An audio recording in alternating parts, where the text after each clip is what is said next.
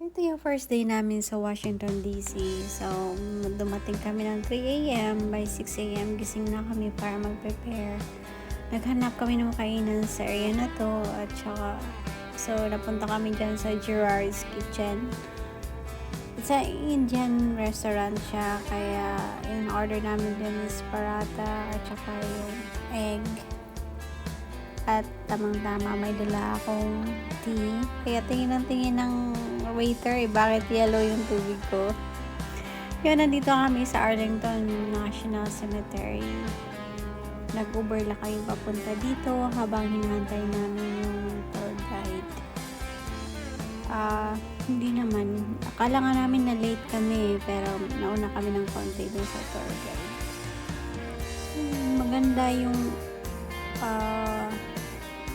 kasi parang isa to sa mga tourist spots dito pag pumunta ka dito ng DC. Pero actually yung area na to is part na siya ng Virginia. Magkatabi lang sila. Parang tatawid ka lang dun sa Potomac River. Tapos Virginia na area. Siguro mga 10 minutes to 12 minutes from Washington DC. Sobrang lapit lang yun. I think isa ito sa mga tourist spot kasi aside dun sa parang maganda siyang park, arrange siya talaga. Sobrang lawak ng area. Naka 2 hours din kami libutin lahat to. Sa daming sinasabi ng tour guide namin at mga facts na mga sinishare niya. Hindi naman namin lahat nakaka-catch up kasi busy din kami sa picture pagkakuha ng video. Ay, napaka-peaceful lang ng area na to. At saka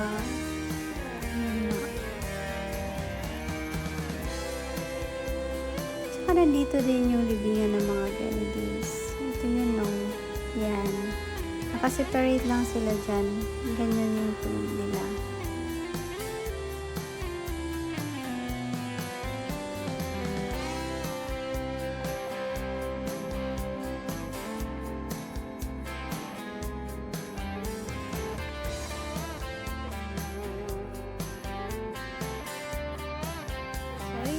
Yung building daw na to is Memorial Amphitheater.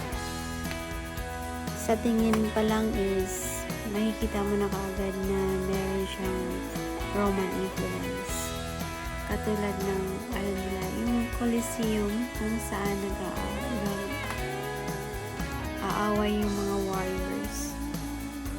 Yun. So, ito pala yung mga kasama ng family sila. After nito, umalis na sila at kami naman ay may continuation pa yung tour namin. At nag-iba din yung tour guide. So, sa loob ng amphitheater, ito na yun. Sobrang lawak niya. Diba, Roman na Roman yung style. Meron din ditong underground kung saan nagpapalit ng damit yung mga guards dun sa unknown tomb of soldier. Yun, maya makikita natin yung pag-change ng guard. Meron silang ceremony na makikita din natin. Yung ceremony pala, siguro nag-run siya ng mga 8 minutes. Yun, sobrang solemn niya at saka request lang nila is matahimik talaga. So, ito na yun, no, nung start na sila. Lahat kami dyan tahimik. Nakatayo lang. Panoorin natin.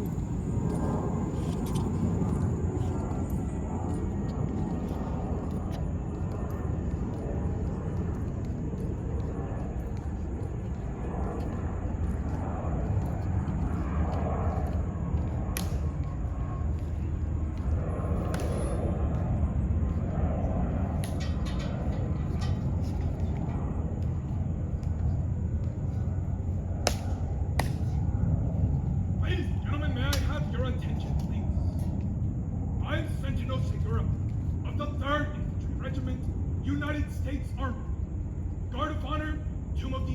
soldier, the ceremony that you are about to witness is the changing of the guard. In keeping with the dignity of this ceremony, it is requested that everyone remain silent and standing. Thank you.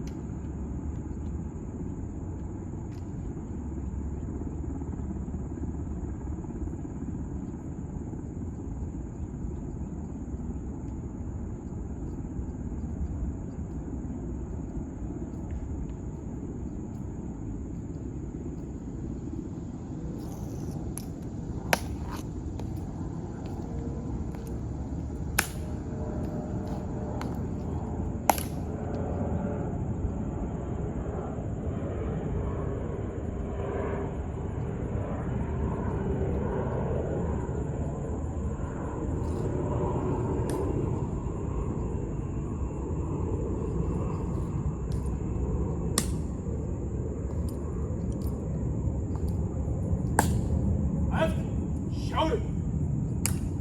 Arms.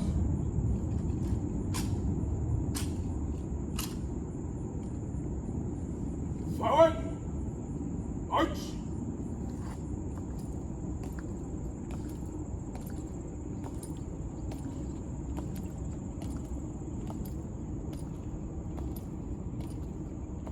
March.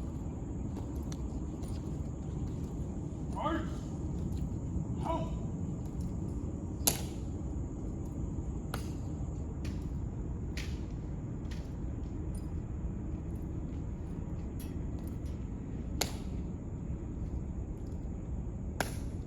Forward.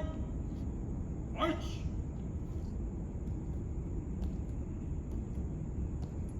Guards. Halt. Halt.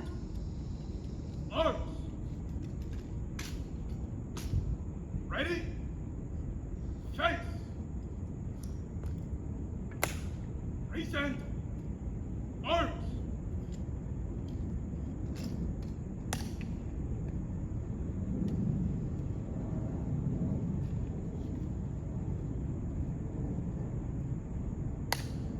Halt. Arms. Ready? Face. Pass. On. Post and orders. Remain as directed. Arms. Acknowledge. Ready? Face. Understand? Arms!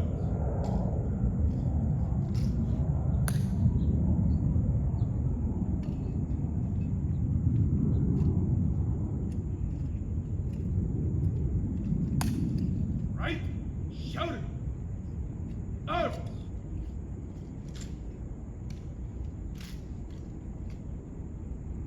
Post! Right? Face!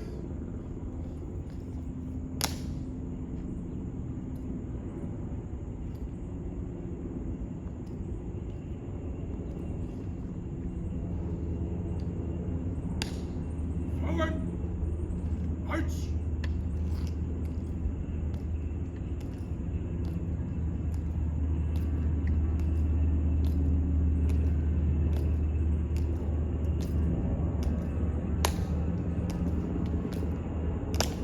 Guard! Help!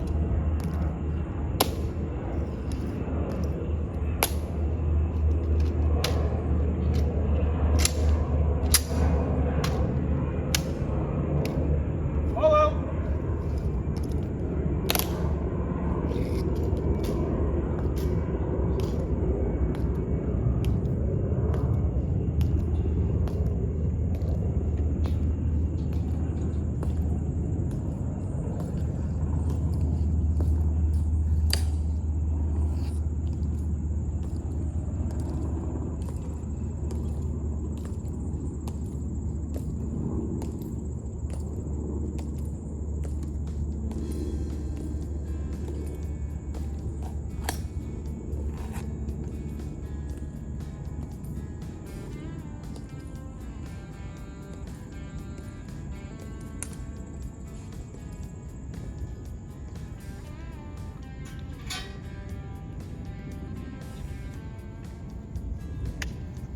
Dito patapos na yung ceremony nila.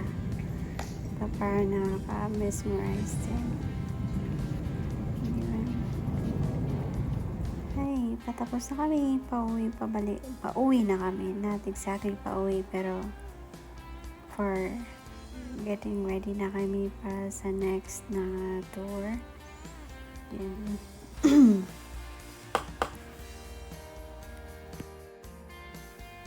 Ayun, sabi ko lang na maganda din na maaga yung schedule namin dito kasi mamaya pag malapit na dun sa may parang lobby ng ano nito, ng area na to is madami na kami makakasalubong na mga bagong tourist. Kaya I think medyo crowded siguro pag mga 10 o'clock pa kami. Yan.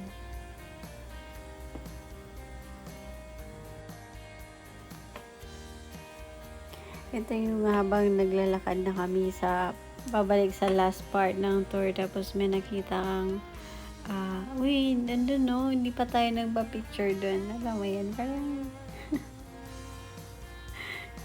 nagla-last minute na habol para lang magpa-picture.